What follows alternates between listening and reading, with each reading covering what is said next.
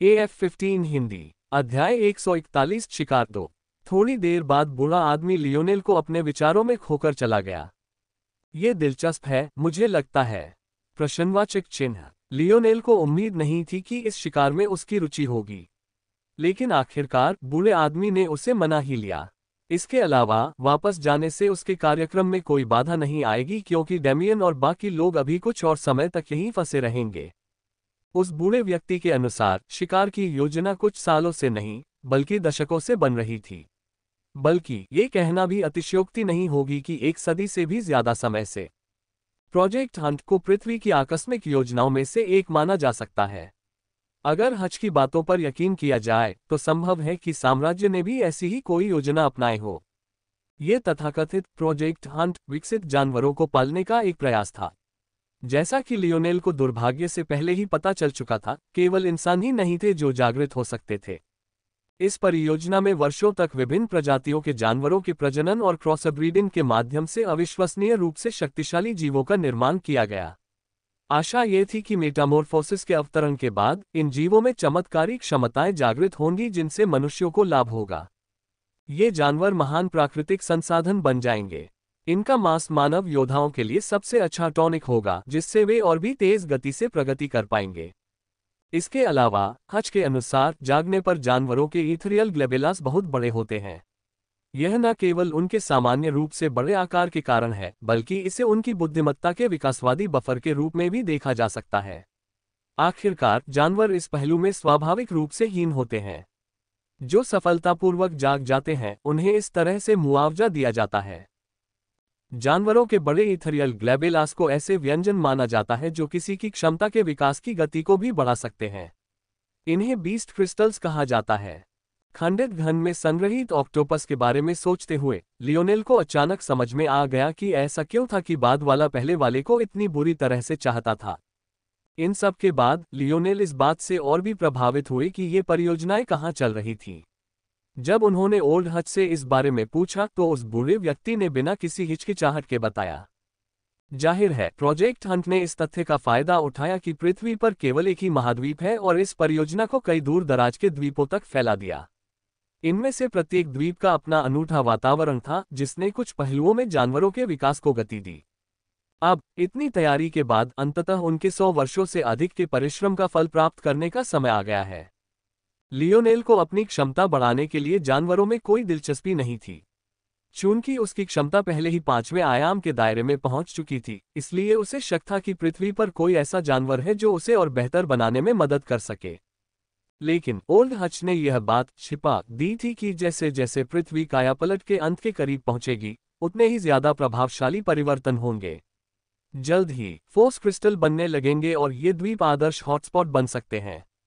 आखिरकार अगर मुख्य भूमि पर बसे शहर में कोई एक दिखाई भी दे तो लियोनेल घने पत्थरों और धातुओं की परतों को खोदकर उन तक नहीं पहुंच पाएगा।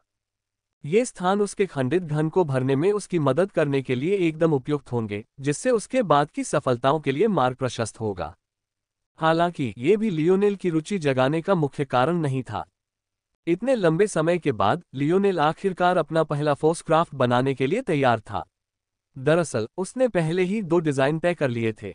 एक हथियार था और दूसरा उसके पास पहले से मौजूद एक खजाने का अपग्रेड। दूसरा डिजाइन यानी अपग्रेड उसके खजाने के जूतों से जुड़ा था। हालांकि मुख्य बात यह थी कि अपग्रेड के इर्द गिर्द का मुख्य डिजाइन ऑक्टोपस के सक्शन कप पर निर्भर था। अब तक उसका उद्देश्य स्पष्ट हो गया होगा। वह देखना चाहता था कि और कौन कौन से विकसित जानवर मौजूद हैं। अगर कोई विशेष रूप से उपयोगी होता तो वह और भी उपयोगी अपग्रेड डिजाइन कर पाता। लियोनेल ने गहरी सांस ली और आखिरकार अपने बिस्तर से उठ खड़ा हुआ। कुछ ही पल बाद वह खंडित घन के पहले चरण की प्रयोगशाला में प्रवेश कर चुका था। अरे लिटिल टॉली पार्ट 3 को पूरा करने और परिचितों और उनके फोर्स क्राफ्टर्स के बीच संबंधों के बारे में सब कुछ जानने के बाद लियोनेल ने छोटे बच्चे का नाम मेटल स्पिरिट टॉलिवर रखा, जो नाम उसे काफी पसंद आया। लियोनेल हल्के से मुस्कुराया, अपने सुरक्षात्मक दस्ताने पहने और उस नन्ही धातु आत्मा को अपनी उंगलियों पर उत्साह से रेंगने दिया। एक पल के लिए मानो मनुष्य और आत्मा एक हो गए हों। लियोनेल की उंगलियां नाचने लगीं और टॉली का शरीर मानो तुरंत प्रतिक्रिया देने लगा। लियोनेल की इच्छा के अनुसार अपनी गति बदलने लगा। काफी देर बाद लियोनेल ने टॉलिवर के साथ खेलना समाप्त किया और छोटे बच्चे को मेज पर रख दिया तथा उसके सामने रखे कागज के कई बड़े टुकड़ों की ओर गंभीरता से देखा। लियोनेल ने पार्ट 3 के बारे में सब कुछ सीख लिया। उसके बाद अगला पार्ट फोर्स आर्ट पर केंद्रित था और उसके बाद वाले पार्ट का शीर्षक था फंक्शनल डिजाइन। इस पाठ ने उसे न केवल डिजाइन की बुनियादी अवधारणाएं सिखाईं, बल्कि सबसे महत्वपूर्ण बात ब्लूप्रिंट बनाने के बारे में भी सिखाया। लियोनेल ने पहले कभी कोई कला कक्षा नहीं ली थी, न ही वह सुलेख से परिचित था। आखिरकार ये 25वीं सदी थी, अब कोई लिखता नहीं था, इसलिए उसके शुरुआती कुछ प्रयास बहुत ही निराशाजनक रहे। लेकिन समय के साथ उसके समन्वय कौशल के कारण न केवल उसमें अभूतपूर्व सुधार हुआ, बल्कि उसकी लेखनी भी काफी सुंदर कही जा सकती थी। पृथ्वी पर सुलेख का अर्थ अक्षरों को लिखना था। प्राचीन पूर्वी देशों में यह उनकी संस्कृति के लिए विशेष रूप से महत्वपूर्ण था। हालांकि पश्चिम में भी इसके कई अभ्यासी थे। बल शिल्पियों के लिए सुलेख का अर्थ बल कलाओं को चित्रित करने की कला था। बल कला की प्रत्येक शाखा अपनी अनूठी विशेषताओं के साथ एक अनूठी भाषा थी। इन सब के लिए एक स्थिर हाथ और एक पैनी नजर निश्चित रूप से महत्वपूर्ण थी। शुक्र है, लियोनेल की बुनियादी बातें असाधारण रूप से मजबूत थीं। अपनी हथेली के पीछे बनाए गए बल कला के कारण तृतीय आयामी बल कलाओं का उसका ज्ञान अद्भुत था। इसलिए जब वह वर्तमान की तरह चतुर्थ आयामी बल कलाओं की ओर बढ़ा, तो परिणाम ये हुआ कि उसकी प्रगति अकल्पनीय गति से हुई। लियोनेल के सामने अब जो ब्लूप्रिंट थे, वे कई घंटों की मेहनत का नतीजा थे।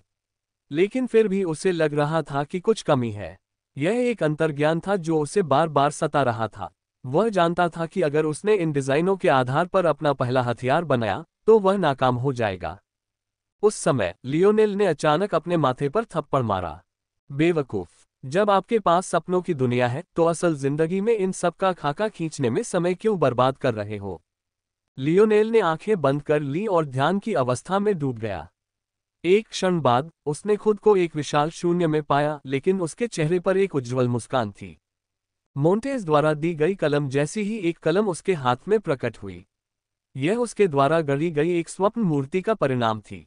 फिर उसने हवा में चित्र बनाना शुरू किया। दृश्य बिल्कुल चकाचौंध कर देने वाला था।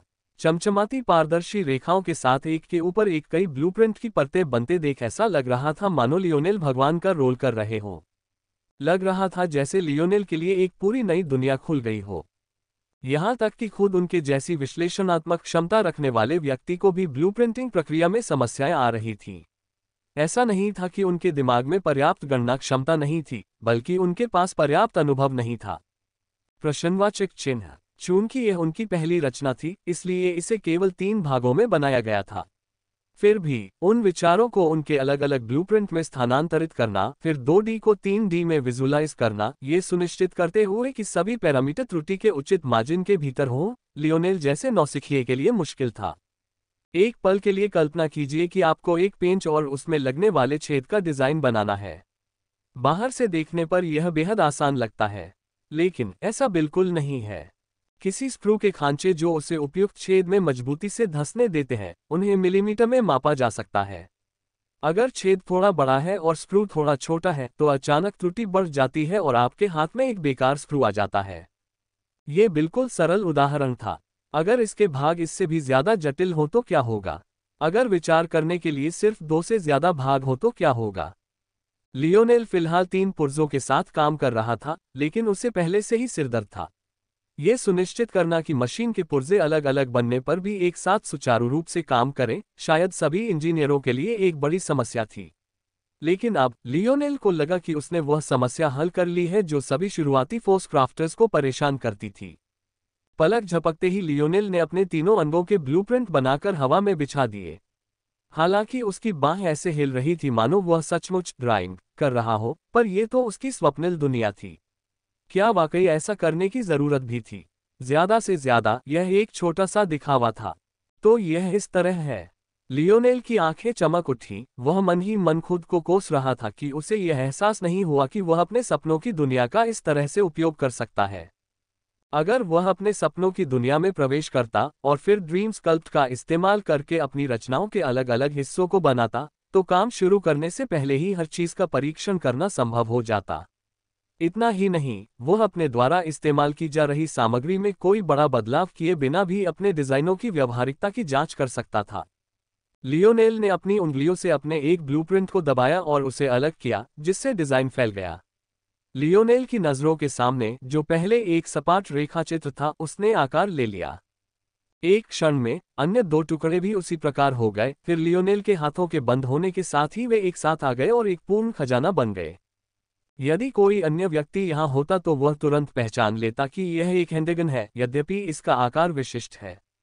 अपनी तरह की बंदूक के हिसाब से नोजल अविश्वसनीय रूप से लंबा और सनकरा था। इसकी लंबाई सिर्फ 1 फुट से थोड़ी ज्यादा थी, लेकिन चौड़ाई मुश्किल से 1.5 सेंटीमीटर। इसका हैंडल मोटा और आरामदायक था।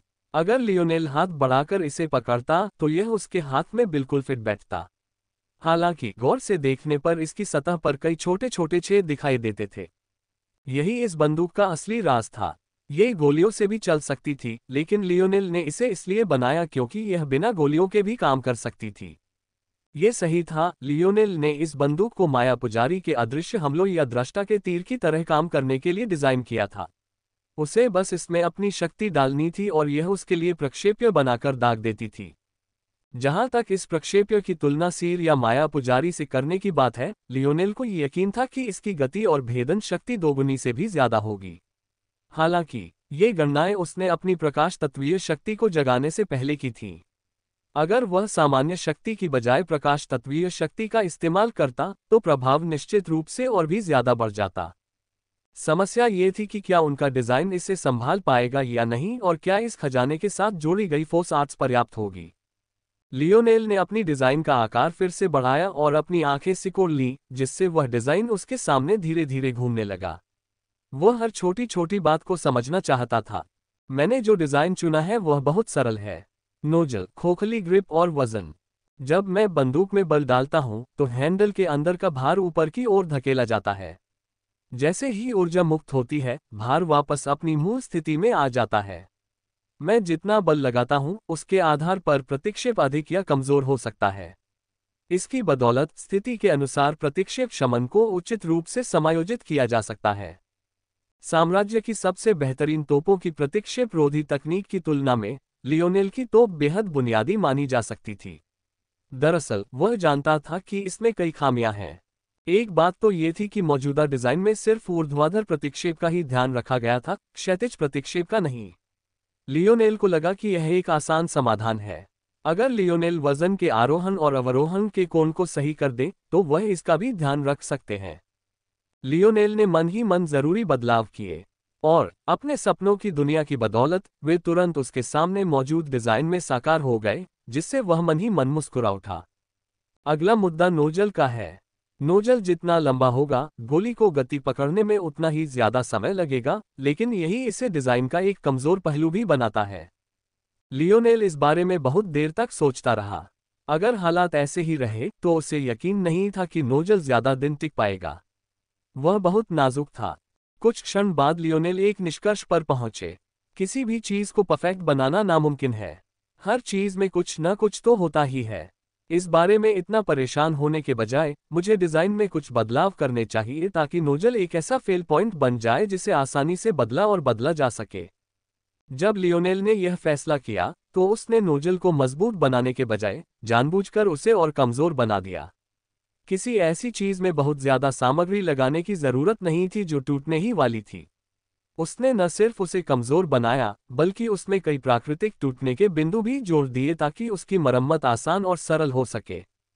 ये ब्रेक पॉइंट न सिर्फ नोजल को पहले से तय तरीके से फेल होने देते, बल्कि यह भी सुनिश्चित करते कि इसकी विफलता से लियोनेल को कोई नुकसान न हो।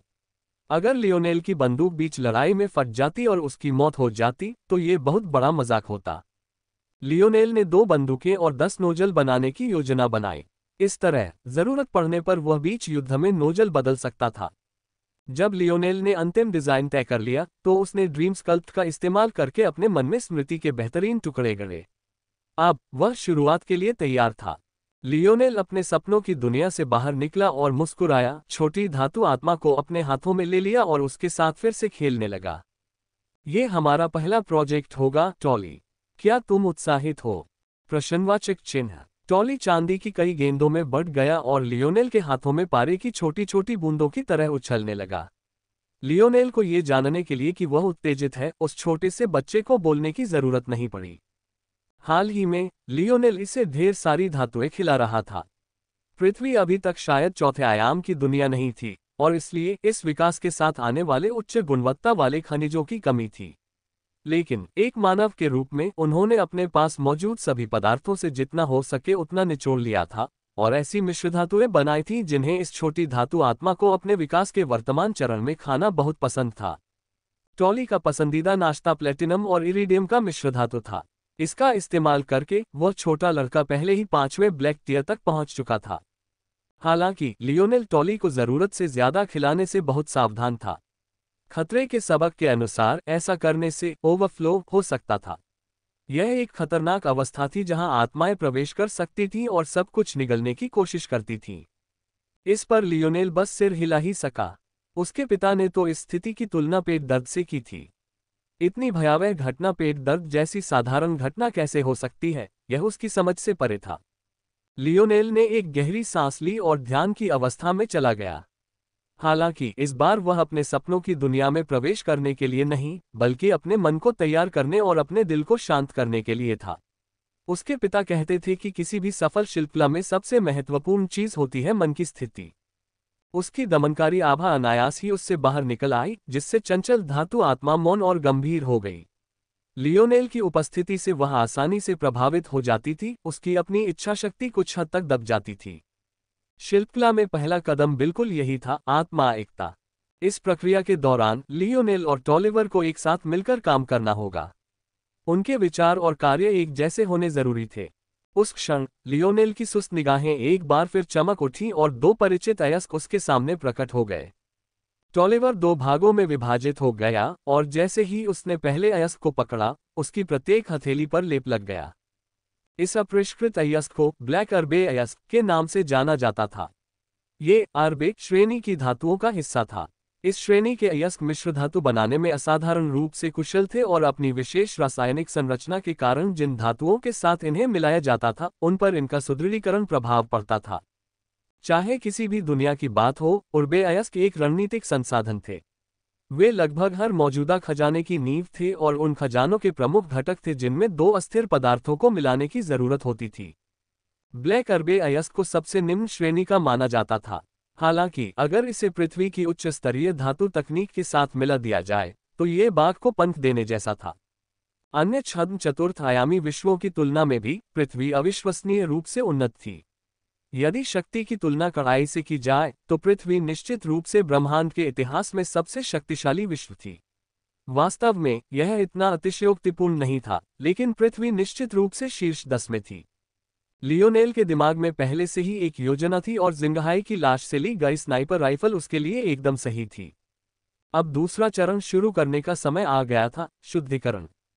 किसी धातु को शुद्ध करने के कई तरीके थे। फोर्स क्राफ्टिंग की दुनिया में शुद्धिकरण अशुद्धियों को दूर करने जितना आसान नहीं था। ये कहना ज्यादा सटीक होगा कि यह एक फोर्स क्राफ्टर द्वारा किसी पदार्थ को उपचारित करके वांछित परिणाम प्राप्त करने की प्रक्रिया थी। एक पल के लिए स्टील पर विचार करें। तकनीकी रूप से स्टील बस लोहा है जिसमें कार्बन की एक निश्चित मात्रा मिलाई गई है। अगर लियोनेल का लक्ष्य स्टील बनाना होता तो उनकी शुद्धिकरण प्रक्रिया लोहे को लेकर उसमें कार्बन गलाना और इस प्रकार वांछित उत्पाद बनाना होता।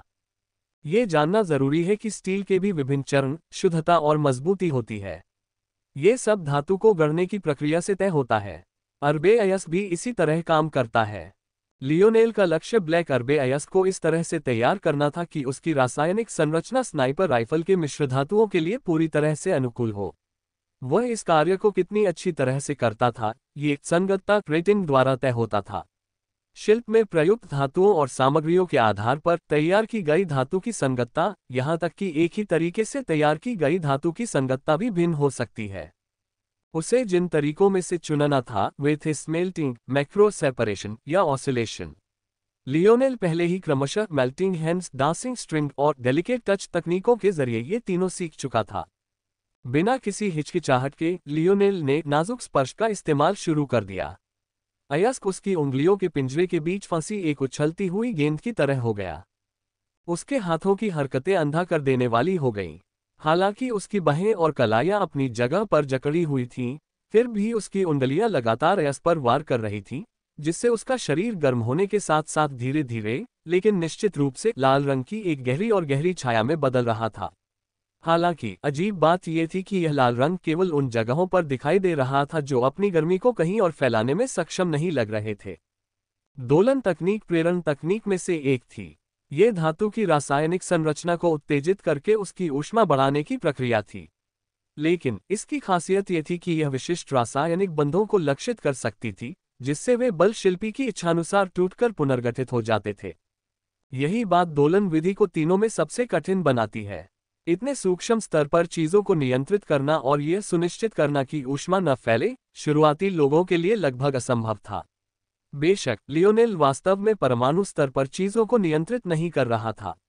वह बस अपनी प्रबल आंतरिक दृष्टि का उपयोग करके अयस्क को बड़े बड़े टुकड़ों में अलग कर पा रहा था ताकि उन्हें अलग अलग तपाकर तैयार किया जा सके।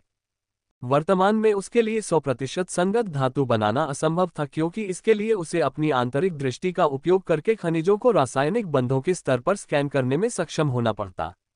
हालांकि लगभग 60% तक वह आसानी से समझ सकता था। अगर दूसरों को पता चले कि लियोनेल को इस बात का पूरा भरोसा है, तो जरूर हंगामा मच जाएगा। यहां तक कि अनुभवी ब्लैक ग्रेड फोर्स क्राफ्टर्स भी 50-60% को स्वीकार्य मानेंगे, जबकि 40% ठीक ठाक होगा। 70% जैसा कुछ तो पहले से ही औसत से ऊपर था, 80% कुलीन था, 90% पौराणिक था, जबकि 100% मूलतः लोककथा थी। कौन दावा कर सकता है कि वह किसी अयस्क में खरबों परमाणुओं को पूरी तरह से नियंत्रित कर सकता है?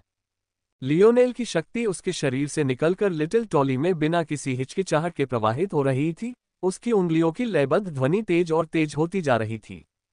उसके माथे से पसीने की बूंदें गिर रही थीं, लेकिन उसने उन्हें पोंछने का भी समय नहीं निकाला। उसकी आंखें हर गुजरते पल के साथ और अधिक चमकती जा रही थीं। Dancing string. लियोनेल की लय अचानक बदल गई जब टॉलिवर उसकी हथेलियों से निकलकर लाल हो चुके अयस्क को ढकने लगा। लियोनेल ने अयस्क के दोनों ओर अपनी उंगलियां दबाईं और खींचा। गर्म अयस्क को एक पतली रेखा में लंबा कर दिया, उसे अपने ऊपर मोड़ लिया और एक बार फिर खींचा।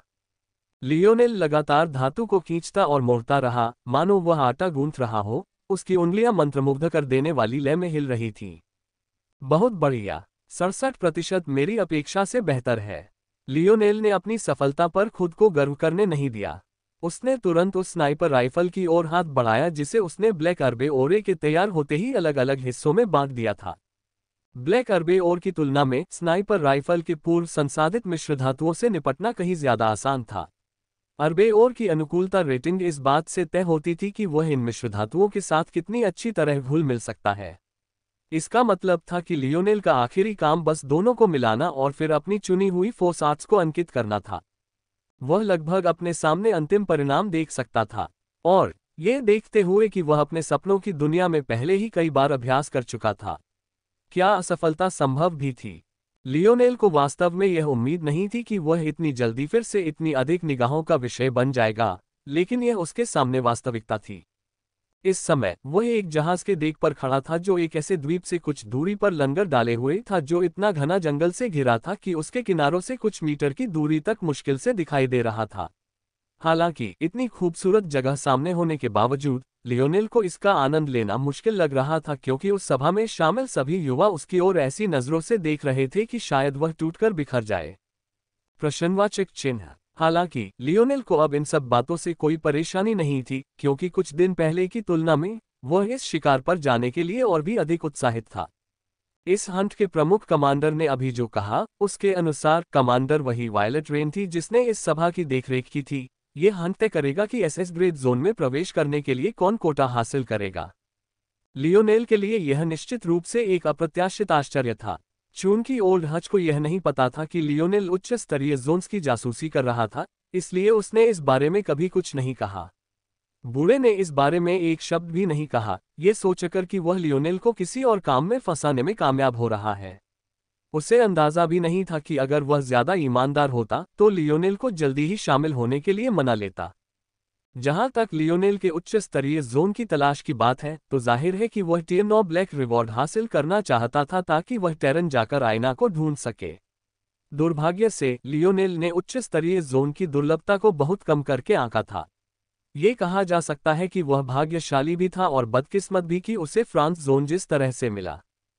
फिर भी अगर दूसरों को पता चल जाता कि लियोनेल उच्च स्तरीय जोन की दुर्लभता से असंतुष्ट है, तो शायद उसे पीट पीट कर मार डाला जाता।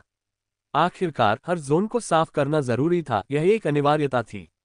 अगर जोन साफ नहीं किए जाते तो कोई भी दुनिया अपना मेटामॉर्फोसिस कभी पूरा नहीं कर पाती और उसकी समयरेखा भी नष्ट हो सकती थी। ये निश्चित रूप से पृथ्वी के हित में था कि ये जोन यथासंभव दुर्लभ हों। बेशक ऐसे में इतने उच्च स्तरीय जोन में प्रवेश करना कोई मजाक नहीं था। इस जोन में प्रवेश की सीमा स्पष्ट रूप से 12 लोगों की थी और उनके लिए केवल 3 स्थान उपलब्ध थे। बाकी स्थान स्लेयर लीजन के उच्च पदस्थ अधिकारियों को दिए जाते थे, जिन्हें युद्ध का अच्छा अनुभव था। लेकिन लियोनेल के लिए इस शिकार को और गंभीरता से लेने के लिए बस यही काफी था। इस जोन में प्रवेश करना ही आयना को फिर से देखने का उसका टिकट था। अगर यह कहा जा सकता है कि पहले वह बस इस द्वीप से मिलने वाले फायदों को लेकर थोड़ा उत्सुक था, तो अब वह किसी को भी अपने रास्ते में नहीं आने देगा। उद्धरण चिन्ह ...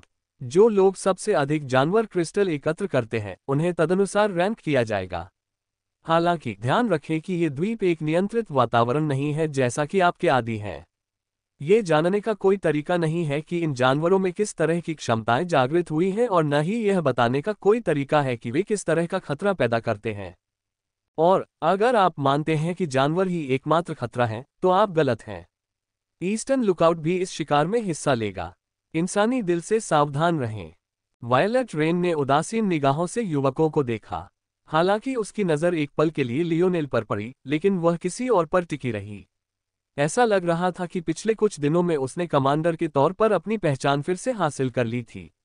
कम से कम लियोनेल के प्रति उसकी एक तरफा नफरत अब सतह पर नहीं आ रही थी। मुझे जो कुछ कहना था वह सब कह चुका हूं। आप सब जा सकते हैं। युवक दंग रह गए। वे जा सकते थे, इसका क्या मतलब था? वे अभी भी द्वीप से सैकड़ों मीटर दूर थे। भले ही यह मेटामॉर्फोसिस से पहले की बात हो, फिर भी इस तरह समुद्र में तैरना बिल्कुल भी सुरक्षित नहीं था। अगर कोई संभावित खतरनाक जीवों को नजरअंदाज भी कर दे, तो सिर्फ लहरों के विपरीत तैरने से ही उनकी ऊर्जा खत्म हो जाती। मेटामॉर्फोसिस के बाद ये सब कई गुना बढ़ गया। ये व्यापक रूप से स्वीकार किया जाने लगा कि पृथ्वी के महासागर अब लगभग निषिद्ध क्षेत्र बन गए हैं। अगर पहले भी महासागरों का अन्वेषण करना मुश्किल था, तो अब यह उस बिंदु पर पहुंच गया है जहां कोई भी ऐसा करने की हिम्मत नहीं करता। उसी समय जिस नाव पर वे सभी सवार थे, वह अचानक हिलने लगी, क्योंकि किसी ने उसे खुले पानी की ओर छलांग लगाने के लिए स्प्रिंग बोर्ड के रूप में इस्तेमाल किया था। जब उन्होंने देखा कि वह कौन है, तो उनकी आत्मा की गहराई में प्रतिस्पर्धा की ज्वाला भड़क उठी। ये वो आदमी था जिससे सब नफरत करते थे। अगर वो उससे ताकत में हार जाते तो भी कोई बात नहीं, लेकिन अगर वो उससे हिम्मत में भी हार जाते तो वो मुंह कहाँ रखते। थंडरस क्लैप ने लियोनेल की आकृति को हवा में उछलते देखा। उसकी आंखों में लियोनेल के प्रति पहले जैसी नफरत नहीं थी, बल्कि एक गहरी अनिच्छा और प्रतिस्पर्धा की आग थी। सच तो यह है कि उसे अब भी यकीन नहीं हो रहा था कि उसने लियोनेल के बारे में गलत राय बनाई थी।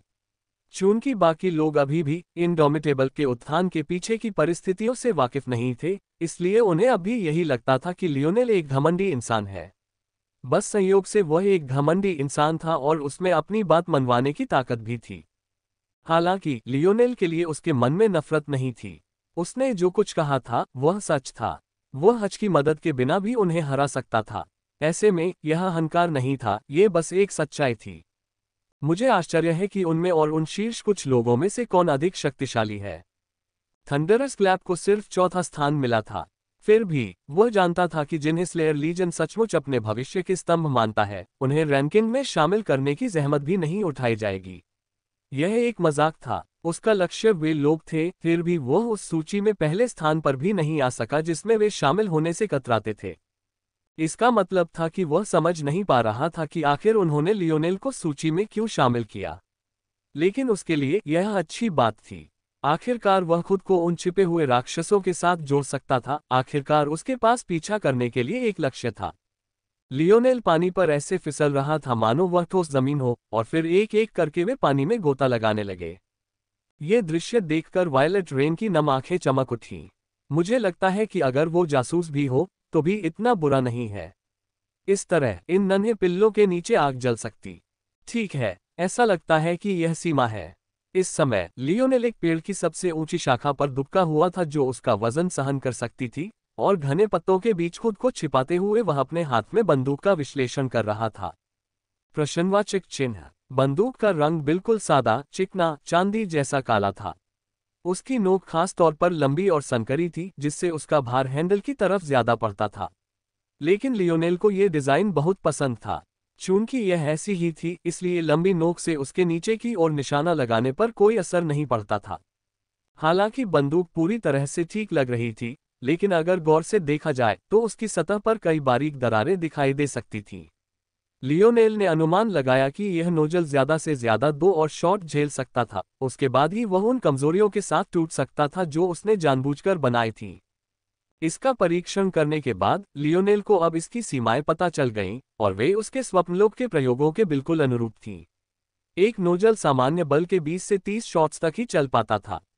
हालांकि अगर वह अपने प्रकाश तत्व बल का इस्तेमाल करता तो यह ज्यादा से ज्यादा 2 से 3 शॉट्स तक ही चल पाता। यदि लियोनेल ने बंदूक के दूसरे चरण का उपयोग किया और उसमें अपने एटला डार्ट से संशोधित प्रक्षेप्य लोड किया, तो यह केवल एक ही गोली चला सकता था। हालांकि हालात ऐसे ही थे, लेकिन एक अच्छी खबर भी थी। लियोनेल ने मुड़ा और टूटे हुए नोजल को खींचकर अलग कर दिया। अपने सुरक्षात्मक दस्ताने पहनकर उसने लिटिल टॉली को सेगमेंटेड क्यूब से बाहर निकाला और काम पर लग गया। उन्होंने तुरंत मेल्टिंग हैंड्स को सक्रिय कर दिया। यह तकनीक डेलिकेट टच की तरह ही काम करती थी, क्योंकि यह परमाणुओं के दोलन का उपयोग करके पदार्थों को गर्म करती थी।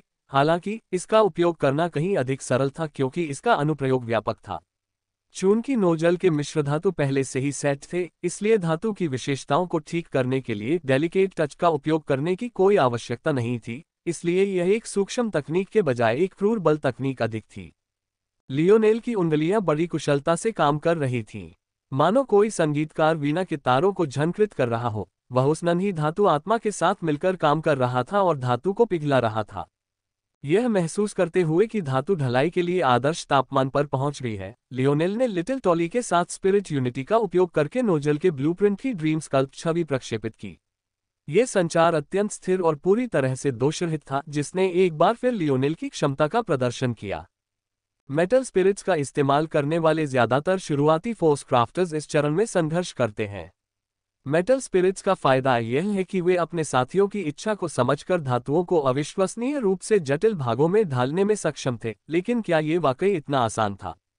कितने लोग बिना भटके एक ही चीज के बारे में सोच पाते हैं? अगर आप किसी एक चीज पर ध्यान केंद्रित करना भी चाहें, तो क्या आप गारंटी दे सकते हैं कि आपके मन में कुछ भटके हुए विचार नहीं आएंगे? और अगर आप किसी भी विचार को मन में आने से रोकने में कामयाब भी हो जाते हैं, तो क्या आपके द्वारा प्रक्षेपित की गई छवि सचमुच परिपूर्ण हो सकती है? मानव मन चालाकी करने के लिए जाना जाता है। अक्सर यादें आसानी से विकृत हो जाती हैं।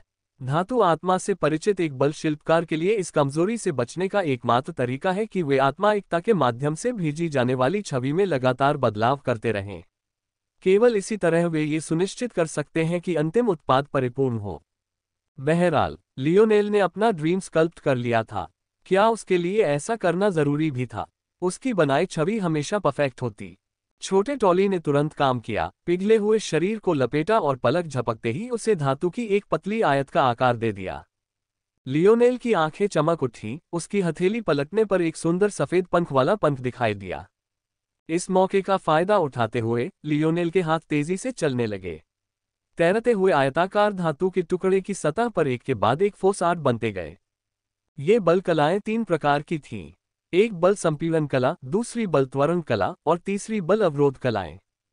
बल संपीड़न कला ने लियोनेल द्वारा बंदूक में डाले गए बल को एक सूक्ष्म बिंदु पर केंद्रित कर दिया। बल त्वरण कला ने नोजल को एक रेलगन में बदल दिया जो बल की गोली को लगातार गति प्रदान करती रही।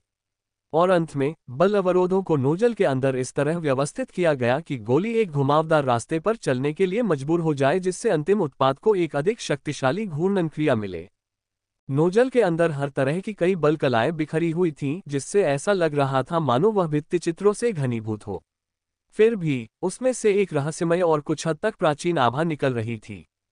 जैसे ही लियोनेल ने आखिरी फोर्स 8 लिखा, लिटिल टॉली के दबाव में धातु की आयताकार शीट लुढ़क गई और एक नोजल बन गया जो बिल्कुल उसी जैसा था जिसे लियोनेल ने अभी अभी पिघलाया था।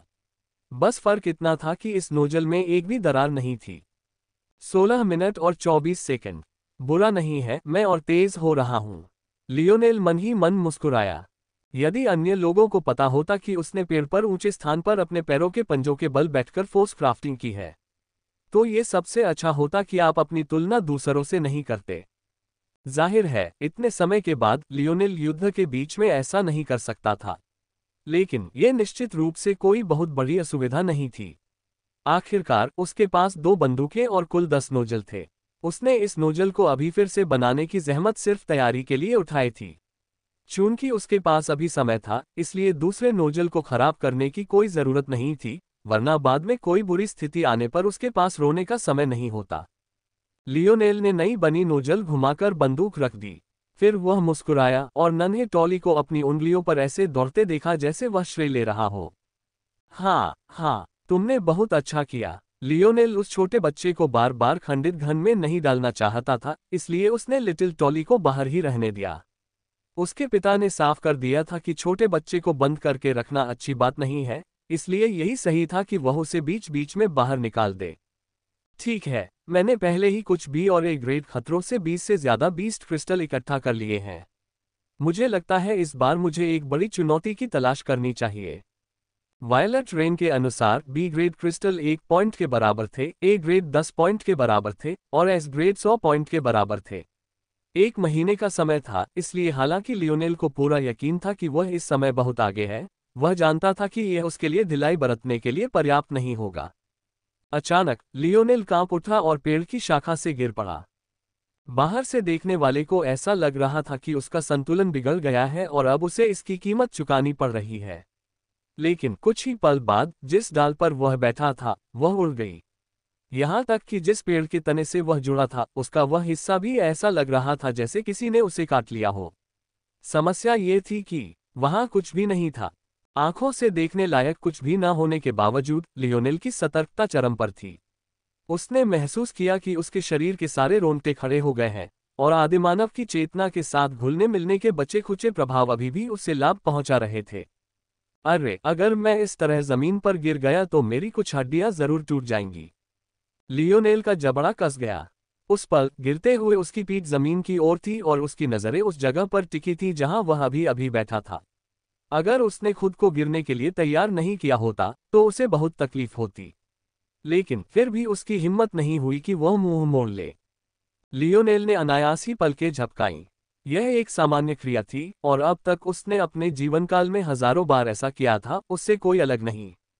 हालांकि उसने कभी सोचा भी नहीं था कि इस बार इसके इतने भयानक परिणाम होंगे। ये केवल एक क्षण के लिए था, लेकिन जब लियोनेल ने एक बार फिर अपनी आंखें खोली तो काले रंग की एक लकीर पहले से ही उसकी छाती पर पड़ने वाली थी।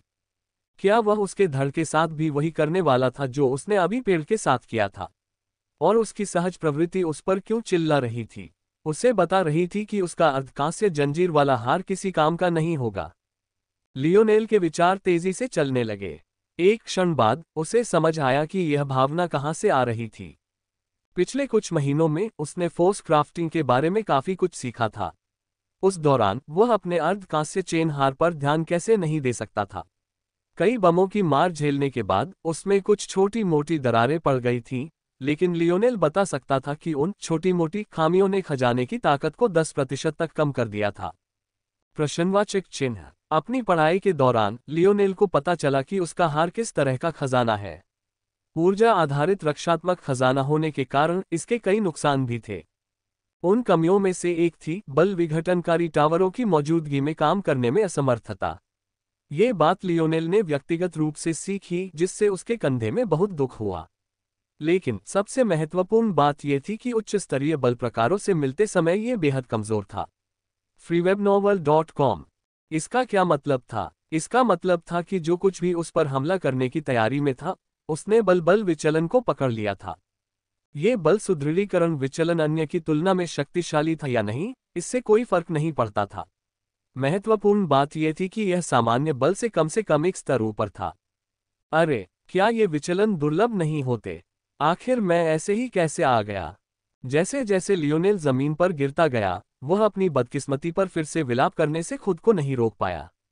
साथ ही उसे यह हल्का सा आभास भी हुआ कि हालांकि इस प्रोजेक्ट हंट ने अच्छे अवसर प्रदान किए हैं, लेकिन ये पृथ्वी के लिए नए दुश्मन भी पैदा कर सकता है। यदि इतने शक्तिशाली अन्य जानवर होते, तो हम ये कह सकते हैं कि लियोनेल इसके बारे में सोचना नहीं चाहता था। जैसे ही काली रोशनी उसकी छाती से टकराने वाली थी, लियोनेल का दाहिना पैर जल उठा और उसने जोर से पैर पटका, जिससे वह एक ओर जा गिरा। ऐसा करते हुए वह अपना सिर हिलाए बिना नहीं रह सका। पहले रथ की बात थी, अब यह अजीबोगरीब जीव। जब उसने ये खजाने के जूते चुने थे तो उसने कभी नहीं सोचा था कि हवा में उड़ने के बजाय वह हमेशा किसी बुरी स्थिति से बचने के लिए इनका इस्तेमाल करेगा। खुशकिस्मती से उसने अपने खजाने के जूतों को पहले ही अपग्रेड कर लिया था। अब उनके चालू होने पर कूल डाउन सिर्फ 30 सेकंड का था और इससे उसकी छलांग लगाने की क्षमता भी बढ़ गई थी। जैसे ही वह कुछ दूरी पर पहुंचा, लियोनेल ने अपनी 2 पिस्तौलें निकाल लीं और प्रत्येक से 2-2-4 ताबड़तोड़ गोलियां चला दी। शू शू शू शू। एक सामान्य बंदूक के विपरीत लियोनेल की गोलियों की आवाज सीटी बजती हवा से अलग नहीं थी। हालांकि 25वीं सदी की बंदूक की तुलना में हालांकि उसकी मारक क्षमता ज्यादा से ज्यादा आधा किलोमीटर थी, लियोनेल को पूरा विश्वास था कि उसकी मारक क्षमता और मारक क्षमता कुछ स्तर ज्यादा थी। श्वेत ऊर्जा के 4 गोले इतनी तेजी से आगे की ओर उछले कि उनके पीछे हवा के सर्पिल बन गए। पलक झपकते ही ऐसा लगा जैसे वे अपने ही छोटे तूफान का केंद्र हों। हालांकि इससे पहले कि वे अपने निशाने पर पहुंच पाते, लियोनेल की आंखें चौड़ी हो गईं। काली ऊर्जा की रेखा हवा में गायब हो गई, ऊर्जा के गोले उस पर टकराने से पहले ही पलक झपकते ही गायब हो गई। पू पू पू पू। चारों गोलियां विपरीत पेड़ को चीरती हुई उसकी छाल में भी उतनी ही संख्या में छोटे छोटे छेद कर गईं और दूसरी ओर से भी आसानी से अपना रास्ता बनाते हुए पत्तियों में गायब हो गईं। पत्तों की सरसराहट की आवाज सुनाई दी जब लियोनेल उस पेड़ की घनी छतरी में गायब हो गया जिसकी ओर वह खुद को लात मारकर ले जा रहा था। वह एक डाल पर एक हल्की सी धमाका के साथ गिरा, उसके नीचे की लकड़ी उसके वजन से ऊपर नीचे हिल रही थी। उद्धरण ... ये गायब हो गया। लियोनेल जिंगहाई की पलक झपकाने की क्षमता के बारे में सोचे बिना नहीं रह सका। क्या ऐसा हो सकता है कि इस अजीब जानवर के पास ऐसी क्षमता और बल विचलन तक पहुंच हो? क्या यह अतिशयोक्ति नहीं थी? अगर कोई और युवक इस जीव के सामने आया होता तो शायद पहले ही मर चुका होता। सबसे बड़ी समस्या ये थी कि लियोनेल की आंतरिक दृष्टि लक्ष्य पर टिक पाने में दिक्कत महसूस कर रही थी, मानो वह उसकी आत्मिक शक्ति के उतार चढ़ाव से छिपने में सक्षम हो। इस वजह से इस राक्षस से निपटना 100 गुना ज्यादा मुश्किल हो गया था। ये कम से कम SS ग्रेड का खतरा है। लियोनेल चुपचाप उस जानवर के फिर से हमला करने का इंतजार कर रहा था। ऐसे दुश्मन का सामना करते हुए सबसे बुरा तो यही होगा कि वह बेतरतीब ढंग से इधर उधर घूमता रहे और उसे मौका ढूंढने का मौका दे। बेहतर यही था कि वह स्थिर रहे, अपनी सजगता को पूरी तरह बढ़ाए और अपनी सजगता को तैयार रखे। जैसे ही लियोनेल ने ऐसा किया, उसने अपनी आंतरिक दृष्टि को एक छोटे दायरे में केंद्रित करना शुरू कर दिया। यह एक ऐसी तकनीक थी जो उसने फोर्स क्राफ्टिंग में सीखी थी। आमतौर पर इसका इस्तेमाल शिल्पकार अपनी अवलोकन क्षमता बढ़ाकर अपने शिल्प पर गुणवत्ता नियंत्रण बनाए रखने के लिए करते थे, लेकिन अब लियोनेल को एहसास हुआ कि यह युद्ध में भी पूरी तरह से लागू होता है। उसने कभी नहीं सोचा था कि कोई ऐसी चीज भी हो सकती है जो उसकी आंतरिक दृष्टि से छिप सके, लेकिन अब उसे सबक मिल गया था। उसे इस नई विश्व व्यवस्था में किसी भी चीज के लिए तैयार रहना होगा। लियोनेल की आंतरिक दृष्टि की तीक्ष्ण सीमा लगातार उसके द्वारा संकुचित होती जा रही थी। ऐसा करने से उसकी आत्मा को बहुत कष्ट हो रहा था, लेकिन उसके पास और कोई चारा नहीं था। वह उस दुश्मन से कैसे निपट सकता था जिसे वह देख नहीं सकता था। 200 मीटर 100 हो गए, 100 मीटर 50 हो गए, 50 मीटर 25 हो गए। इस बिंदु पर लियोनेल अपनी सीमा तक पहुंच गया था और 5 मिनट बीत चुके थे। लेकिन उस जानवर का कोई निशान नहीं था जिसने उस पर हमला किया था। लियोनेल ने अपना जबड़ा भींच लिया और इंतजार करता रहा। आधा घंटा बीत जाने के बाद भी वह हिला तक नहीं, लेकिन उस जीव का कोई पता नहीं चला। माथे से बहते पसीने के साथ उसके पास अपनी आंतरिक दृष्टि को मुक्त करने के अलावा कोई चारा नहीं था जिससे वह गहरी सांसें ले सके। अब तक उसे पता चल गया था कि उस जीव के अभी भी उसका पीछा करने की संभावना बहुत कम थी। क्या वह डरकर भाग गया था? लियोनेल ने हमेशा सुना था कि जानवर इंसानों से ज्यादा डरते हैं जितना इंसान उनसे, लेकिन उसे नहीं पता था कि यह सच है या नहीं। कम से कम ऐसा लग रहा था कि यह जानवर चला गया है। पेड़ से नीचे कूदते हुए लियोनेल जल्द ही जमीन पर उतरा, चारों ओर नजर दौड़ाने और यह समझने के बाद कि वह जीव वास्तव में उस पर हमला नहीं करने वाला है, वह और भी सावधानी से द्वीप के केंद्र की ओर बढ़ने लगा। लियोनेल ने अपनी हथेली को पलटा जिससे एक चांदी की डिस्क प्रकट हुई। उस जानवर ने किस बल सुदृढ़ीकरण विचलन का उपयोग किया? पिंक सीड को जवाब देते हुए हवा में डार्क एलिमेंटल फोर्स में उतार चढ़ाव है। लियोनेल ने इस पर ज्यादा प्रतिक्रिया नहीं दी, लेकिन ऐसा सिर्फ इसलिए था क्योंकि उसे अपनी बदकिस्मती का अंदाजा नहीं था। Dark elemental force light elemental force जितनी ही दुर्लभ थी, फिर भी उस पर असल में एक ऐसी ही शक्ति का निशान था। तारांकन तारांकन। तभी द्वीप के दूसरी ओर एक और जहाज लंगर डाले खड़ा दिखाई दिया। उसके किनारे से कुछ युवक कूद पड़े और आंखों में महत्वाकांक्षा की चमक लिए किनारे की ओर तैरने लगे। हालांकि न तो पूर्वी लुकआउट के युवाओं को और न ही दक्षिणी लुकआउट से लियोनेल के साथ आए युवाओं को पता था कि वहां एक तीसरी सभा भी हो रही थी। द्वीप पर एक बड़ी झील के पास जानवरों का जमावड़ा लगा हुआ था। हालांकि उनमें से किसी ने भी मानवीय भाव से बातचीत नहीं की, लेकिन उनकी आंखें मानो कुछ और ही कहानी कह रही थीं। बाहर से देखने पर बस कुछ घुरघुराहटें और गुर्राहटें ही सुनाई देती थीं, लेकिन अगर कोई ध्यान से देखे और अपनी पूर्वधारणाओं से दूर रहे, ऐसा लग रहा था जैसे ये जानवर आपस में मिल रहे हों। दक्षिणी लुकआउट के युवकों के विपरीत, जिन्हें लियोनेल ने इस हद तक प्रेरित किया था कि उनमें से किसी ने भी द्वीप में प्रवेश करने पर समूह बनाने का सुझाव तक नहीं दिया था, पूर्वी लुकआउट के युवक अलग थे। इंडोमिटेबल जैसे किसी व्यक्ति के प्रोत्साहन के बिना वे 2 या 3 के समूह बनाकर घने जंगलों में एक साथ चलने से पहले 2 बार नहीं सोचते थे। प्रश्नवाचक चिन्ह। लियोनेल को छोड़कर दक्षिणी लुकआउट के शीर्ष 3 युवा थे, रोअरिंग ब्लैक लान, चेजिंग विंड और थंडरस फ्लैप। इसी तरह पूर्वी लुकआउट के युवाओं के भी अपने अपने शीर्ष 3 थे। कोई उम्मीद कर सकता है कि ये युवा अपने अपने समूहों का नेतृत्व कर रहे होंगे, शायद इतना घमंडी कि एक साथ मंच साझा नहीं कर पा रहे होंगे, लेकिन ऐसा बिल्कुल नहीं था।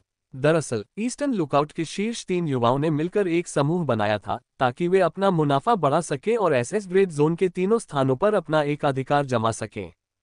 उनकी होनहार रैंकिंग में 7वें स्थान पर एक युवती थी जिसका नाम फ्लोइंग विंड था। ये नाम दक्षिणी लुकआउट में तीसरे स्थान पर रही चेजिंग विंड से बहुत अलग नहीं था। उसके पहनावे का तरीका खास तौर पर उत्तेजक था। एक स्पोर्ट्स ब्रा और स्किन टाइट स्पेंडेक्स शॉर्ट्स के अलावा उसने और कुछ नहीं पहना था। हालांकि उसका चेहरा लाल रंग के घुमावदार टैटू से ढका हुआ था, जो चेजिंग विंड्स के हरे घुमावदार टैटू से मिलता जुलता था। फिर भी उसका उग्र रूप ही किसी के भी मन में आग लगाने के लिए काफी था। बस यही कहा जा सकता है कि उसे अपनी सुरक्षा से ज्यादा अपनी खूबसूरती पर भरोसा था, वरना वो ऐसे अनजान खतरों वाले जंगल में घुसते हुए ऐसी चीज कभी नहीं पहनती। खैर, या तो यही बात थी या फिर उसे अपनी काबिलियत पर बेतहाशा भरोसा था। उनकी रैंकिंग में 5वें स्थान पर एक और युवती थी जिसका नाम मीन था। उसकी सबसे खास बात उसके लहराते नीले बाल थे। इस रंग की और भी खास बात यह थी कि यह बताना संभव था कि यह रंग बिल्कुल भी रंगा हुआ नहीं था। बस यही कहा जा सकता था कि उसकी जागृति ने ही यह उत्परिवर्तन पैदा किया था। शायद ईस्टर्न लुकआउट की संस्कृति में कुछ अजीब था, लेकिन मीन ने भी खास तौर पर बेढंगे कपड़े पहने थे। हालांकि उसके कपड़े फ्लोइंग विंड जितने उत्तेजक नहीं थे, फिर भी उसने एक बहती हुई नीली पोशाक पहनी थी जो बिल्कुल बेमिल लग रही थी। इतना ही नहीं, हर कदम पर उसके नाजुक नंगे पैर उसकी तहों से बाहर निकलते दिख रहे थे। उसने जूते भी नहीं पहने थे। मानो ये दोनों ही काफी अजीब नहीं थे। तीसरा नाम एक युवक का था जो उनकी रैंकिंग में दूसरे नंबर पर था। उसे समुद्रों का राजा कहा जाता था। वह अपने साथ एक सुनहरा त्रिशूल लिए घूमता था जो उससे 1 सिर ऊंचा था। ये सूर्य की किरणों को इतनी अच्छी तरह परावर्तित करता था कि ऊपर की घनी छतरी से होकर बहुत कम किरणें आने के बावजूद जंगल को रोशन कर देता था। सिर्फ यही बात किसी को हैरान करने के लिए काफी नहीं थी। असली समस्या तो ये थी कि उसने सिर्फ एक स्पीडो पहना हुआ था जिससे उसका कांसे जैसा धड़ और जांघें साफ दिखाई दे रही थी और हर हिस्सा मांसपेशियों से लहलहा रहा था।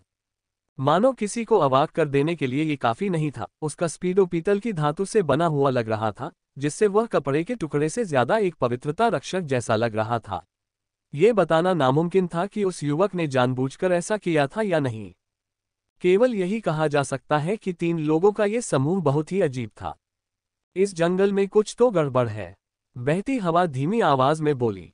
हालांकि हमने पहले ही कुछ जानवरों के क्रिस्टल इकट्ठा कर लिए हैं, लेकिन लगता है कि उतने नहीं हैं जितने होने चाहिए। जरूर कुछ गड़बड़ थी। सिद्धांत के अनुसार जानवरों को भी मनुष्यों की तरह ही विकास का मौका मिलना चाहिए था। आखिरकार ब्रह्मांड के नियमों में मनुष्यों को किसी भी अन्य प्रजाति पर तरजीह देने का कोई कारण नहीं था। पौधों और वनस्पतियों का भी विकास असंभव नहीं था। कहने का तात्पर्य ये था कि अगर इंसान शक्तिशाली जानवरों की उपप्रजातियों को विकसित करने के लिए अपनी सीमा से बाहर न भी जाएं, तो भी वे आपस में शक्तिशाली सदस्यों को जागृत कर ही देते। अगर इस बात को ध्यान में रखा जाए तो अब तक जिन जानवरों से उनका सामना हुआ है वे कहीं ज्यादा शक्तिशाली होने चाहिए थे, लेकिन बहती हवा के नजरिए से वे बिल्कुल सामान्य लग रहे थे। तुम्हारा नजरिया तो बिल्कुल टेढ़ा है, मीन ने हल्के से कहा। हम तीनों यहाँ साथ हैं तो इन जानवरों से निपटना आसान कैसे नहीं हो सकता।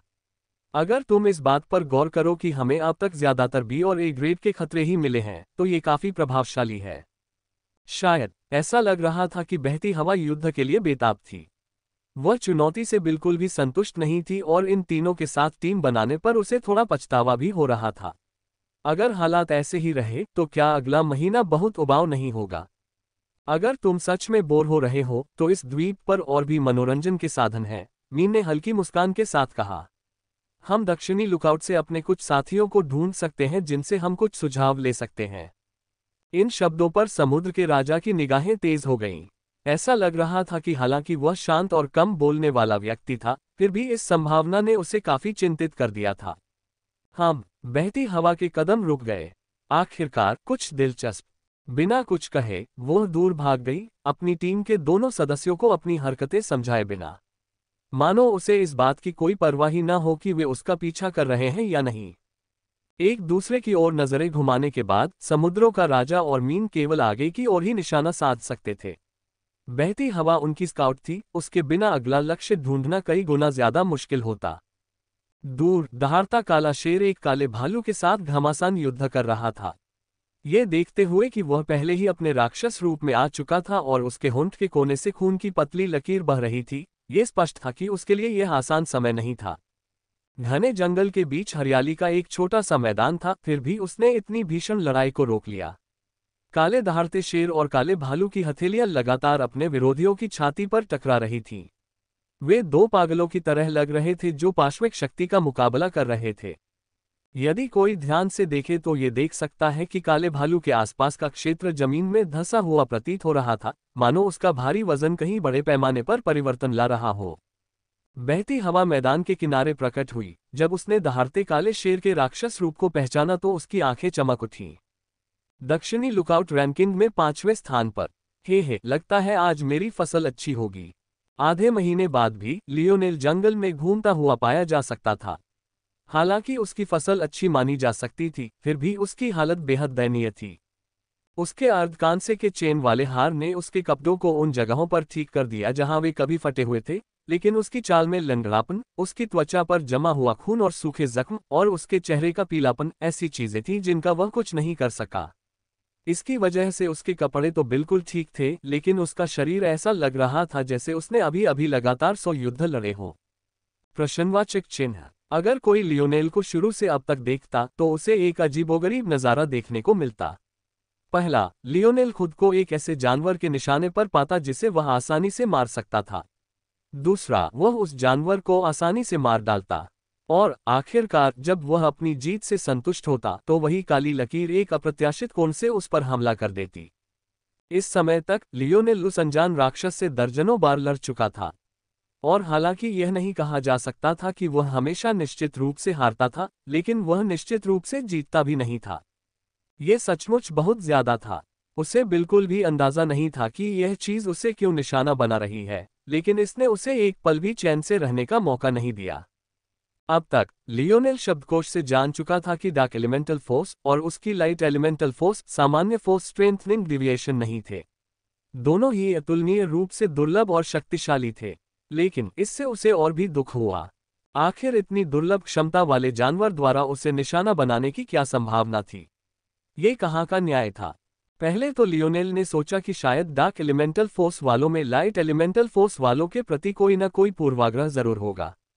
लेकिन ऐसा बिल्कुल नहीं लगा। ऐसा सोचकर वह खुद पर हंस पड़ा। ये कोई घटिया एनीमे नहीं था जो उसके पापा देखना पसंद करते थे। यहाँ कोई उजला पक्ष बनाम अंधकार पक्ष वाली बकवास नहीं चल रही थी, बस लगता है इस जीव को अपना रूप पसंद नहीं आया। और क्या वजह हो सकती है? लियोनेल ने आह भरी। एक ऐसी हरकत में जिसका उसने कई बार अभ्यास किया था, उसने अपनी हथेली घुमाई जिससे उसकी लंबी नोक वाली पिस्तौल सामने आ गई। उसने अपने निशाने पर मुश्किल से एक नजर डाली और फिर गोली चला दी, जिससे ऊर्जा की एक सफेद गोली एक लोमड़ी की बाईं आंख में जा लगी जो घनी झाड़ियों में उसका पीछा कर रही थी। बेचारी को पता ही नहीं चला कि उसकी मौत कैसे हुई। और एक बार फिर, जैसे कि संकेत पर, काले रंग की एक चमक लियोनेल के सिर के पीछे की ओर बढ़ी। लियोनेल आगे की ओर झुका और रास्ते से हट गया। इसे खाए। लियोनेल के हाथ से हल्की तात्विक शक्ति पिस्तौल में समा गई। तेज नजर वाले आसानी से नोजल के उभरने का अंदाजा लगा लेते, इससे पहले कि उसमें से सुनहरी ऊर्जा की एक किरण निकलती, जो गोली की ताकत के आगे मुश्किल से टिक पाती।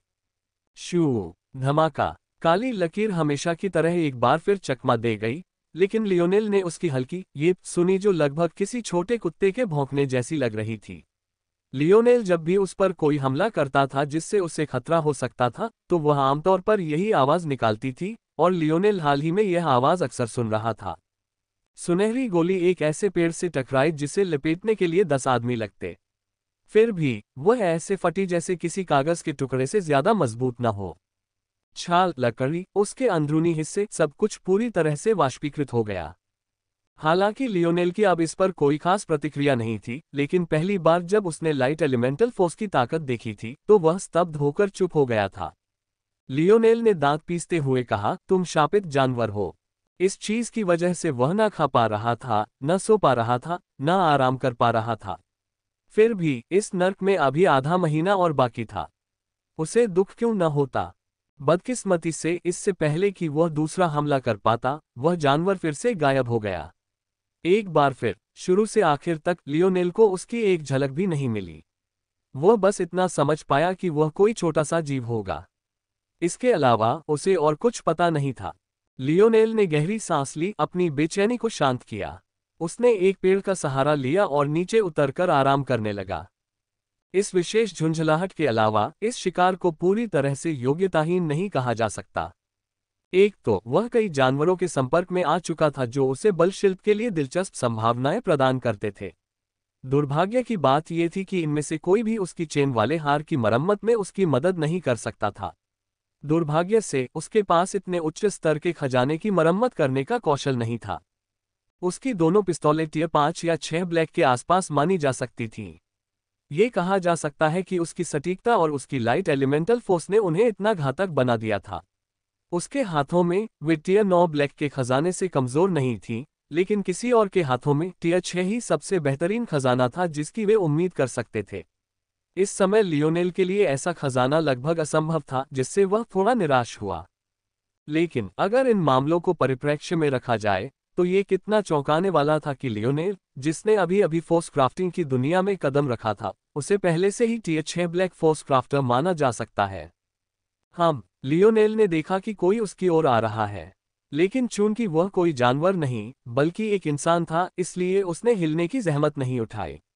ऐसा इसलिए नहीं था क्योंकि लियोनेल को लगा था कि यह व्यक्ति दुश्मनी नहीं करेगा। थंडरस क्लैप ने जो शब्द उससे कहे थे, वे उसके लिए एक छोटी सी चेतावनी से कहीं ज्यादा थे कि वह अब किस तरह की दुनिया में जी रहा है। बल्कि उसे नहीं लगता था कि यह व्यक्ति चाहकर भी उसे नुकसान पहुंचा सकता है। जब वह व्यक्ति उस स्थान पर आया जहां लियोनेल आराम कर रहा था और उसने देखा कि वह लियोनेल ही है, तो वे कुछ देर के लिए स्तब्ध रह गए। अदम्य, यह आप हैं। वह व्यक्ति शत्रुतापूर्ण नहीं लग रहा था। बेशक लियोनेल ने उसे तुरंत पहचान लिया। वह कोई और नहीं बल्कि इर्प्टिंग वोल्केनो था, उन युवकों में से एक जिसे लियोनेल ने सभा के दौरान हराया था। उसके मुखौटे पर सीधे खींचे पिघले हुए मैग्मा से यह आसानी से पहचाना जा सकता था। नमस्ते, लियोनेल ने विनम्र अभिवादन करते हुए कहा। हालांकि इर्प्टिंग वोल्केनो का चेहरा उसके मुखौटे से ढका हुआ था, लियोनेल उसकी आंखों से बता सकता था कि वह स्तब्ध था। ऐसी बात पर वो बस फूट फूट कर हंस सकता था। क्या वे सब उसे सचमुच इतना बुरा इंसान समझते थे? यहाँ तक कि एक साधारण सी बात पर भी वे चौंक जाते थे। ज्वालामुखी फटने से अचानक उसे झिझक महसूस हुई, उसे समझ नहीं आ रहा था कि उसे किस प्रकार आगे बढ़ना चाहिए। लियोनेल हल्के से हंसा, अगर तुम कुछ कहना चाहते हो तो कह दो, मैं तुम्हें काटूंगा नहीं। ऐसी बातें सुनकर फटता हुआ ज्वालामुखी थोड़ा शांत हुआ। मुझे नहीं पता कि इस समय जो कुछ हो रहा है उसके बारे में आप कितना जानते हैं। क्या हो रहा है? लियोनेल की भौहें तन गईं।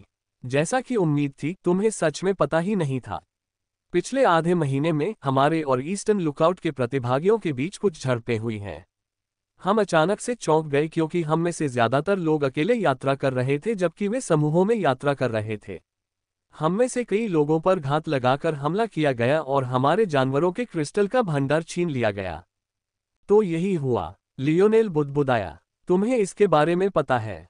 खैर, कुछ दिन पहले एक समूह ने मुझे लूटने की कोशिश की थी। लेकिन फटता हुआ ज्वालामुखी कड़वी मुस्कान के साथ मुस्कुराया। लियोनेल को अपनी बात पूरी करने की जरूरत नहीं थी। वह जानता था कि वे लोग सफल नहीं हुए हैं। सिर हिलाते हुए उसने अपनी बात जारी रखी। सबसे ज्यादा चिंता की बात यह है कि एस ग्रेड और उससे ऊपर के जानवरों की कमी है। यहां तक कि ए ग्रेड के जानवर भी कम होते जा रहे हैं। लियोनेल ने भौहें चढ़ाईं। अब जब उसने सोचा तो ये सच था। उसने सिर्फ इसलिए ध्यान नहीं दिया क्योंकि वह जीव हमेशा उस पर हमला करता रहता था। वह जानता था कि वह छोटी सी चीज कम से कम ऐसे स्तर का खतरा जरूर है। जब ऐसा जानवर लगातार उसका पीछा कर रहा था तो उसे यह सोचने का वक्त कहां से मिलता कि उससे ज्यादा ताकतवर जीव क्यों नहीं आ रहे। ऐसा तो नहीं हो सकता कि हमने उन सबका शिकार पहले ही कर लिया हो? लियोनेल ने जिज्ञासा से पूछा। फटते ज्वालामुखी ने सिर हिलाया। ये नामुमकिन है। हालांकि ये द्वीप किसी महाद्वीप जितना बड़ा नहीं है, फिर भी इसका व्यास कम से कम 100 किलोमीटर है। जानवरों की आबादी हजारों में होनी चाहिए। हमारी कुल संख्या 100 भी नहीं है, तो हम उन सबको कुछ ही दिनों में कैसे मिटा सकते हैं? लियोनेल ने सिर हिलाया। बात तो सही थी। तो आप में से किसी के पास इसका उत्तर नहीं है। खैर, हम लंबे समय से द्वीप के केंद्र तक पहुंचने की कोशिश कर रहे हैं। समस्या यह है कि वहां बहुत सारी नदियां और झीलें हैं जो खतरनाक पानी के नीचे रहने वाले जीवों की घनी आबादी के साथ रास्ता रोकती हैं। मैं दरअसल एक स्काउट का हिस्सा हूं जिसे भटके हुए लोगों को ढूंढने के लिए भेजा गया है ताकि हम एक साथ मिलकर आगे बढ़ सकें। इतना सुनते ही लियोनेल अपने ही विचारों में खो गया। आखिरकार उसने अपनी जिज्ञासा के लिए ही उनका पीछा करने का फैसला किया। आखिर वो जानवर इतने अजीब व्यवहार क्यों कर रहे थे? प्रोजेक्ट हंट द्वीप के केंद्र के पास कुछ ज्यादा ही अनजान युवकों का जमावड़ा लगा हुआ था। कुछ एक दूसरे को सतर्कता और दुश्मनी से देख रहे थे जिसे छिपाना मुश्किल था। अगर वातावरण की विशिष्टता को दरकिनार कर दिया जाए तो आसपास का वातावरण अपने आप में बेहद खूबसूरत था। कई झीलें, नदियां और पहाड़ियां दिखाई दे रही थीं। बस एक ही समस्या थी कि यह सब कुछ बिल्कुल अस्वाभाविक लग रहा था। प्रश्नवाचक चिन्ह। ऐसा लग रहा था मानो ऐसा दृश्य स्वाभाविक रूप से रचा जा सकता है। ये लगभग ऐसा था जैसे किसी चित्रकार ने अपने कैनवास पर एक काल्पनिक दुनिया उकेरी हो और वह अचानक प्रकट होकर वास्तविकता बन जाए। नदियां झीलों में पानी की पट्टियां बनकर अपनी मर्जी से अंदर बाहर बहती रहती थीं। कुछ नदियां हरी भरी पहाड़ियों को भी बाधा नहीं मानती थीं, बल्कि एक दूसरे से रेंगती हुई ऊपर चढ़ती थीं और दूसरी तरफ छोटे छोटे झरनों के रूप में नीचे गिरती थीं। ये वाकई एक खूबसूरत नज़ारा था, लेकिन ऐसा लग रहा था कि किसी भी युवक को इन बातों की परवाह नहीं थी। वे एक दूसरे की तरफ सतर्कता से देख रहे थे। दहाड़ता हुआ काला शेर एक तरफ खड़ा था, उसकी निगाहें मानो आग उगल रही थीं, मानो वह 3 युवकों के एक समूह की ओर देख रहा हो। उसके शरीर पर कई जख्म थे, जिससे साफ जाहिर था कि इस शिकार के दौरान लियोनेल अकेला मुश्किल में नहीं था। लेकिन उसकी निगाहों में दिख रही दुश्मनी को देखकर साफ जाहिर था कि जहां लियोनेल एक जानवर के हाथों तड़प रहा था, वहीं उसे अपने ही साथी के हाथों तड़पना पड़ा था। सिर्फ उसी के जख्म ऐसे नहीं थे और न ही उसके मन में ऐसी दुश्मनी थी। चेजिंग विंड के अलावा, जिसकी उदासीनता शायद उसकी तेजी को देखते हुए कुछ हद तक जाहिर थी, सबकी नजरें ऐसी ही थीं, यहां तक कि थंडरस क्लैप की भी। ऐसी आंखों को देखकर मीन, बहती हवा, समुद्रों का राजा और पूर्वी लुकआउट के बाकी युवा बस हंस ही सकते थे। दक्षिणी लुकआउट के होनहार युवाओं को अकेले यात्रा करने की इतनी मूर्खता किसने करने को कहा था? अगर ऐसा न होता तो क्या उन्हें इतना स्पष्ट नुकसान उठाना पड़ता? बेशक ईस्टर्न लुकआउट के लोगों में एक समूह ऐसा भी था जिसे ज्यादा मजा नहीं आ रहा था। लेकिन किसी खास व्यक्ति पर नजर रखने के बजाय वे लगातार आसपास के माहौल पर नजर रखे हुए थे, मानो अपने शिकार को ढूंढने की पूरी कोशिश कर रहे हों। मुझे पता है कि मैं खूबसूरत हूं, लेकिन क्या मुझे इतनी गौर से घूरने की जरूरत है? बहती हवा ने अपनी आंखें झपकाईं और अपनी कोहनियां एक साथ लाते हुए दहाड़ते काले शेर और थंडरस क्लैप की तरफ, जो दोनों ही उसके कारण कष्ट झेल रहे थे, छेड़खानी भरी नजरों से आंख मारी। ये हरकत वाकई बहुत उत्तेजक थी। शुरू में तो उसने ज्यादा कुछ पहना ही नहीं था, अब तो ऐसा लग रहा था जैसे उसके सारे अंग किसी भी वक्त बाहर आ जाएंगे। थंडरस क्लैप ने उसे एक नजर भी नहीं देखा, लेकिन रोआरिंग ब्लैक लान उसे ऊपर से नीचे तक देखता रहा। उसकी आंखों का गुस्सा कम न होने के बावजूद ऐसा लग रहा था कि उसे इस तमाशे का पूरा मजा आ रहा था। और क्यों न हो, उसे बदला लेने के लिए उसकी खूबसूरती से आंखें तो नहीं चुरानी थी, है ना? वह उसे सबक तो सिखाएगा ही। अगर तुम और देखना चाहो तो मुझे कोई आपत्ति नहीं, लेकिन तुम्हें थोड़ा और पास जाना होगा, बहती हवा ने प्यार से कहा। मुझे पास आने में कोई आपत्ति नहीं है, लेकिन तुम थोड़े नाजुक लग रहे हो। मैं गलती से तुम्हें आधा तोड़ सकता हूँ। ओह, लेकिन मैं तो यही चाहता हूँ। बहती हवा उम्मीद से पलकें झपकाने लगी, मानो दहाड़ता काला शेर उसी पल उनके बीच की दूरी मिटा देगा। वह बिल्कुल एक ऐसी औरत लग रही थी जो एक पल भी और इंतजार नहीं कर सकती थी। हालांकि अंतर्निहित हत्या का इरादा इस हद तक स्पष्ट था कि अगर कोई अपनी आंखें बंद कर ले और केवल उसके शब्दों पर ध्यान केंद्रित करे, न कि उसके मोहक रूप पर, तो ऐसा लगेगा जैसे वह आपको अपने बिस्तर के बजाय नरक की गहराइयों में आमंत्रित कर रही हो। हालांकि दहाड़ते काले शेर ने ध्यान ही नहीं दिया, क्योंकि वह कई चौड़े कदम आगे बढ़ा रहा था।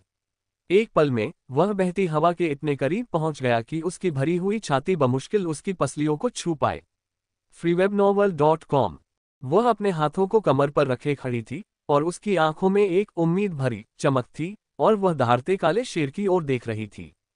जब ऐसा लग रहा था कि माहौल बिगड़ने वाला है, तभी घास के सरसराने और टहनी के टूटने की आवाज आए। कई लोगों ने देखा कि एक जोड़ा उनकी ओर आ रहा है। दोनों ही युवक थे। एक ने अपने मुखौटे पर पिघले हुए लावा का चित्र बनाया हुआ था, जबकि दूसरे ने सादा सफेद मुखौटा पहना हुआ था। दक्षिणी लुकआउट की तरफ के सभी लोग दोनों युवकों को पहचानते हुए दिखाई दिए और यहां तक कि बाद वाले की तरफ उलझन भरी नजरों से देखते भी रहे। हालांकि पूर्वी लुकआउट वालों में थोड़ी उलझन देखी जा सकती थी। खैर, लगभग सभी में एक खास समूह ऐसा था जिसे लग रहा था कि उसे वह शिकार मिल गया है जिसकी उसे तलाश थी। मानो किसी जंजीर से बंधे हुए भूखे कुत्तों की तरह जिनसे आजाद होने के लिए वे बेताब थे, वे लियोनेल को पूरी दुश्मनी से घूर रहे थे। तुम्हें पता है वह कौन है? मीन, जो अपने 3 लोगों के समूह में एकमात्र ऐसी महिला थी जो समग्र स्थिति के बारे में सोचती थी, ने इस विशिष्ट परिवर्तन को देखा। दांत पीसते हुए एक युवक बोला, जिसके मुखौटे पर लाल नसें बनी हुई थीं और जिसका नाम रप्चर्ड आर्टरी था। हमें एक पेड़ से बांध दिया गया था और उसकी वजह से हम 3 दिन तक नीचे नहीं उतर सके। हम लगभग भूख से मर गए थे। ये जानकारी सुनकर मीन राशि के लोग नाराज हो गए। वह अकेला था। हाँ, और फिर भी उसने तुम्हें मारे बिना तुम सबको वश में कर लिया।